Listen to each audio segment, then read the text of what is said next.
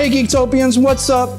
It's your boy Sean Luke here and the host of the Geektopians. And if you're new here to the show, here we like to talk about topics that we tend to find interesting and informative that don't really get that much mainstream attention. And so for today we're gonna have a little bit of fun.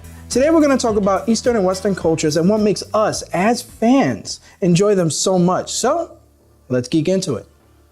I want to go on record and state that I'm a huge fan of both Eastern and Western geek cultures. From anime to cartoons, manga to comics, they all have had a profound influence in my Geektopian loves.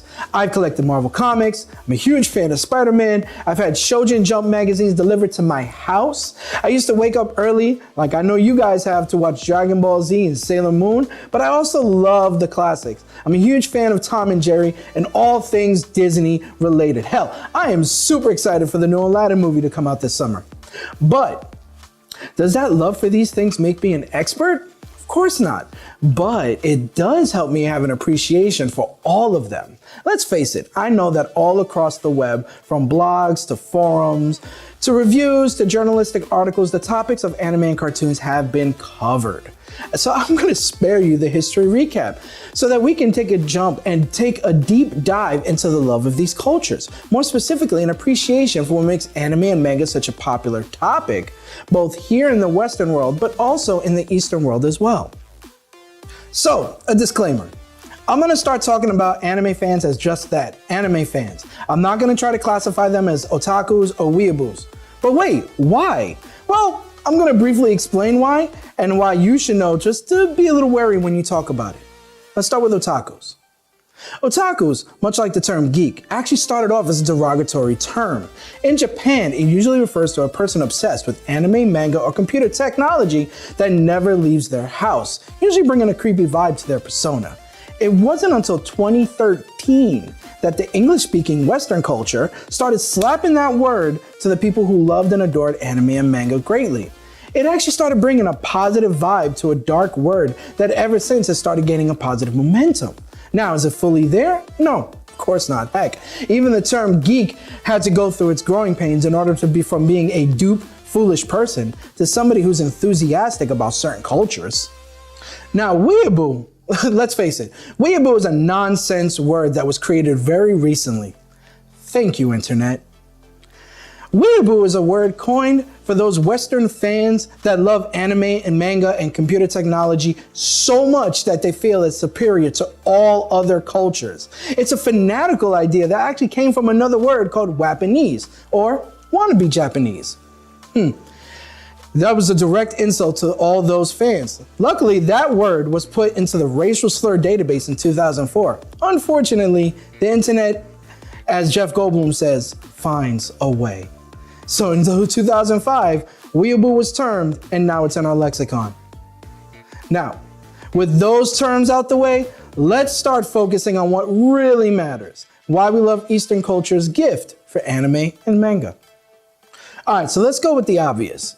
Let's talk about manga and anime. Mangas, or Japanese comics, are usually weekly publications, web series, or even just its own distinctive graphic novels within themselves. Now, anime or Japanese animation are adaptations of those mangas, or created to literally create a manga behind it, or to do something altogether different. Look at Studio Ghibli's creator, Miyazaki Hayao. He wanted to do something totally different, that he didn't even want his films to be called animes. He actually wanted them to be called manga films as a result, because of his own unique art style. And going deeper, as with music genres, mangas and animes are broken down to its own separate genres and demographics. And within these genres, we begin to see where true fandom emerges. From shonen to shoujo, yari to yuri, josei to seinen, and even from ichi to hentai, there is a target for every fan. Every fan. All right, so let's break down each of these babies. First, let's go through the most popular and most iconic genres of all, shonen and shoujo. Dragon Ball Z, Naruto, Full Metal Alchemist. Have you ever heard of these? Well, these are the perfect examples of shonen, a genre that was geared towards the 12 to 16-year-old children and those inner childs in all of us. And what do you mean by inner child? Well, as adults, I am pretty sure that all the examples I'm gonna highlight today, we are all still watching now. Now with shoujo, let's go to the other spectrum of these things. This is geared towards women that are in the 12 to 16-year-olds and all of us, usually having a light romantic plot. The best example I could give you is watch the show Fruit Baskets. Now, let's all actually go and look at more adult content, like seinen and josei. Seinen is for the stuff us older guys look for in anime, with the adult themes popping at us like, well, anime boobs. Not to say that we don't enjoy some violence in the process while watching our shows, and seinen provides that in spades. Look no further than the show Berserk to see what I'm talking about. Now, I'm not leaving the ladies out, and that's what josei is for. While I know the ladies love the things we guys do, trust me, I know, they also want a little more. So that's what this genre is for. More mature, more romantic themes, more passion, and more lovemaking on screen. Just look up Usagi Drop and you'll see what I mean. You know, funny story. While I was looking up these topics, a particular anime and manga checked all the boxes for the past 4 genres and demographics we're talking about. It was called Sailor Moon. Its influence and culture breaking barriers showed how one of the shows can be inclusive to everybody, young, old, and even growing. But it also hit another genre that I'm about to talk about now. Now, Yuri is all about lesbian relationships and its stories, which is why I brought up Sailor Moon. In the later seasons, it was revealed that 2 of the Sailor Scouts were introduced in a romantic relationship. Now, for me, this was amazing, because before that, I never got to see any type of same-sex relationship on animated TV. And not only that, it was never treated as eye candy. It was treated with the respect and honor that they deserved. Now, yaoi is exactly what you're thinking. It is gay or male-to-male romances and stories. And that is actually a growing thing going in anime today.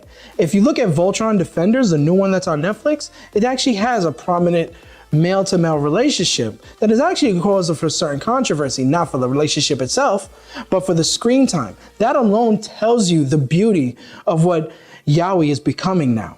And if you want to look up an actual true anime just focused on yaoi, look up Love Stage. That is a perfect portrayal of that. So, let's just touch on the most taboo topic that we have here, and that's hentai. And that's anime porn, pure and simple. Sex takes center stage for mostly all of it. It's much like American pornography. But that's not to say that there's a story behind it, whether it's a horror or gore aspect like shows like Bible Black, or there's a romantic subplot involved with it like Tokyo Private Police. The stories are there and it's great. Although, if hentai is too graphic for your taste, might I suggest ecchi? Now ecchi is lewd anime as it's called. Have you ever watched High School of the Dead? Yeah, that has elements of ecchi. Hell, one of the most famous anime and mangas known as Dirty Pair is the unofficial poster child of ecchi. Now, with all these genres and demographics that I've introduced to you guys, you could see the influence that anime and manga has had on Western culture. I mean, just look, there's a topic and genre for all of us to dive into, especially when we're growing up and looking past the simple Warner Brothers and Disney cartoons and trying to find something to our more maturing interests.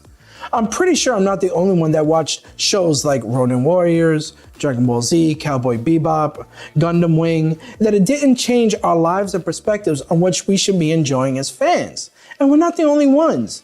Eastern culture, especially in Japan, they have also had a profound influence with their own lives. With anime, you don't just watch and love your favorite characters there. You can also marry them.